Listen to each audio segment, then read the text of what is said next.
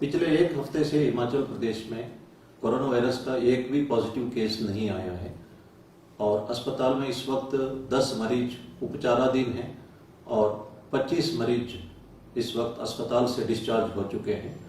यहाँ पे स्थिति संतोषजनक है, लेकिन देश में केसेस बढ़ रहे हैं और 11.3 दिन में केसेस डबल हो रहे हैं। ये संतोषजनक स्थिति नहीं है। 1000 से ऊपर डेथ भी हुए हैं, इसलिए हमें बहुत ही ज़्यादा सतर्क रहने की आवश्यकता है। जो लोग बाहर राज्यों से हिमाचल आए हैं, अगर उन्होंने अभी तक एडमिनिस्ट्रेशन को सूचित नहीं किया तो अभी भी वक्त है, वो सूचित करें। उनको क्वारंटाइन में रहने के लिए कहा जाएगा। अगर ये बातें छिपाते हैं, बाद में पता चलता है तो उनके ऊपर कानूनी कार्रवाई होगी। और अगर वो कोरोना वायरस पॉजिटिव पाए जाते हैं और बातें छिपाए हुए हैं तो कठोर धाराएं उनके ऊपर लग सकती है। इसलिए अभी भी वक्त है, इन बातों को तुरंत डिस्क्लोज करिए।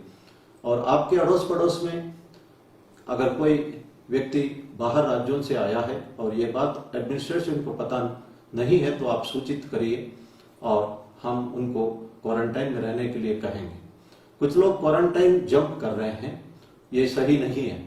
Health and family welfare ministry के गाइडलाइंस के मुताबिक जो क्वारंटाइन में है वे अगर अकेले कमरा और उसके साथ अटैच्ड टॉयलेट्स है तो वहां रहना चाहिए।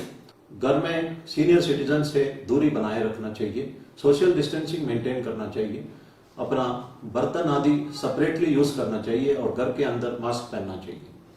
इन आदेशों का सभी लोग बाहर से आए वे पालना करें। परवाणु में एक व्यक्ति इंस्टीट्यूशनल क्वारंटाइन से 5 बेडशीट बांध के बाहर निकला हुआ है, उसके ऊपर कानूनी कार्रवाई की जाएगी। पाउंटा साहिब में एक गैंग फेक कर्फ्यू पासेस बना रहे थे और वे एसडीएम का सील भी बनाए हुए थे। मंडी में एक व्यक्ति अस्पताल में थूकने पर डॉक्टर के कंप्लेंट पर उसके ऊपर कार्रवाई की गई है। हमीरपुर में 3 दुकानें जहां पे सोशल डिस्टेंसिंग मेंटेन नहीं की गई, उन दुकानों को सील किया गया है। ये बहुत ही अफसोस की बात है कि कुछ लोग अभी भी लॉकडाउन का मकसद ही नहीं समझ पा रहे हैं। बाहर राज्यों से जो भी हिमाचल आना चाहते हैं, जिस जिला में जाना चाहते हैं उसी जिला का परमिट ई पास लेना चाहिए और एक जिले का ई पास लेके दूसरे जिले में जाने से इंफॉर्मेशन छिप सकती है। ये सही तरीका नहीं है। अगर आप कार की को सैनिटाइज करना चाहते हैं तो सैनिटाइज करने के उपरांत कपड़े से उसको साफ करें, वो ड्राई हो जाए, ताकि इसमें खतरे से आप बच सकते हैं। आपके पास अगर कोई फेक न्यूज़ है, न्यूज़ आइटम है या डिजिटल न्यूज़ है, आप हिमाचल प्रदेश का वेब पोर्टल fakenews.hp.gov.in यहाँ पे भेज सकते हैं और ये फेक पाने पर सरकार अपने वेब पोर्टल में सही स्थिति दर्शाएंगे। इसी तरह अगर आप 9816323469 नंबर पर फोन करके भी फेक न्यूज़ के बारे में सूचित कर सकते हैं, उचित कार्रवाई की जाएगी। ऑनलाइन हैकर्स ट्यूटोरियल नाम से लोगों से पैसा कलेक्ट किया जा रहा है। कई लोगों ने पैसा खो लिया है। इस पर सतर्क रहे और पुलिस इस पे उचित कार्रवाई करेगी। स्कैमस्टर्स जो है WHO के नाम पे रॉन्ग एडवाइस देते हैं और डोनेशन भी कलेक्ट कर रहे हैं, इस पर भी सतर्क रहने की आवश्यकता है। गूगल डूडल वेब पोर्टल से बच्चे गेम्स खेल सकते हैं, ये खतरनाक गेम्स नहीं है। WHO चिल्ड्रन स्टोरीज यंगस्टर्स को और बच्चों को कोविड-19 से फाइट करने के बारे में सहायता मिल सकती है, इसका आप उपयोग कर सकते हैं। हमारे स्वतंत्र सेनानी कई बार जेल जा चुके हैं। हर बार उन्हें जब जेल की सजा सुनाई जाती थी तो वे इस आशा से जेल की सजा काटते थे कि भारत आजाद होगा। महात्मा गांधी जी एक कर्मयोगी थे। वे हमेशा देश को स्वावलंबी होने पर जोर देते थे। जब उनकी डेथ हो रही थी, उन्होंने ये कहा था कि हे राम राम। भगवत गीता में कहा है कि कोई भी आखिरी सांस में भगवान को याद करता है, वो भगवान में लीन होता है। और गांधी जी में ये बात हम देख सकते हैं।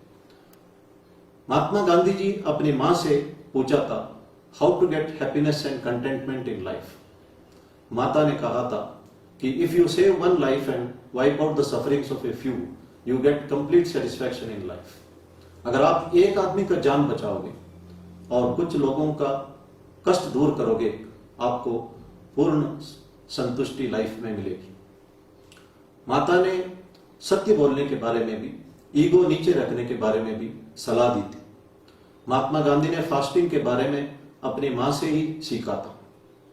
महात्मा गांधी जी जब साबरमती रिवर के दूसरे तट पर एक औरत के पास कपड़ा नहीं था तो अपना कपड़ा निकाल के दिया था।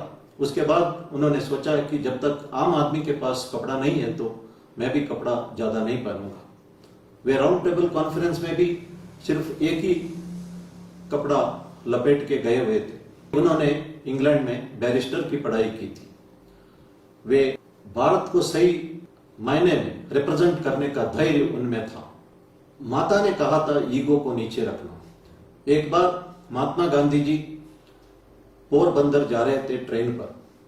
उस वक्त एक आदमी पूरी रात बर्थ को कब्जा किया था और गांधी जी एक साइड में बैठना पड़ा और उनको धक्का देके के पैर से नीचे भी गिराया था।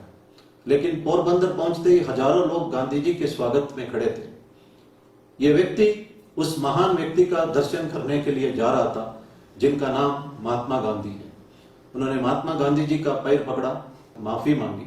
महात्मा गांधी ने कहा है कि मैंने तो आपको बहुत पहले ही माफ किया था, आप इस तरह की हरकतें दोबारा मत किया करें। मैंने कहा था कि नेल्सन मंडेला दोबारा राष्ट्रपति बनने से मना किया था, लेकिन महात्मा गांधी जी किसी भी पद को स्वीकार ही नहीं किया था। जब भारत आजाद हो रहा था वो पश्चिम बंगाल में हिंदू और मुस्लिम का भेदभाव को दूर करने में लगे हुए थे। उन दिनों में लोगों में एक सेल्फलेस सैक्रिफाइस का एटीट्यूड था। महात्मा गांधी जी को औरतों ने जेवरात निकाल के देते थे। सर्च इन सीक्रेट इंडिया किताब में पॉल ब्रंटन ने इस तरह का कई सेल्फलेस सैक्रिफाइस के बारे में जिक्र किया था।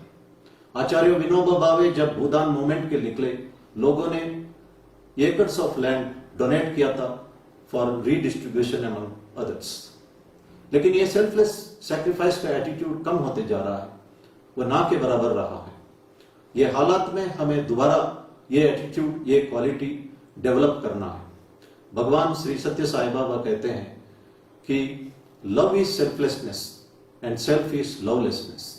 The purpose of life is to move from lovelessness to love, from selfish to selflessness, and that is called self-realization. हम अपना कर्तव्य पालना करें, एक दूसरे का मदद करें, and let us make this opportunity to introspect ourselves and improve ourselves. धन्यवाद, जय हिंद।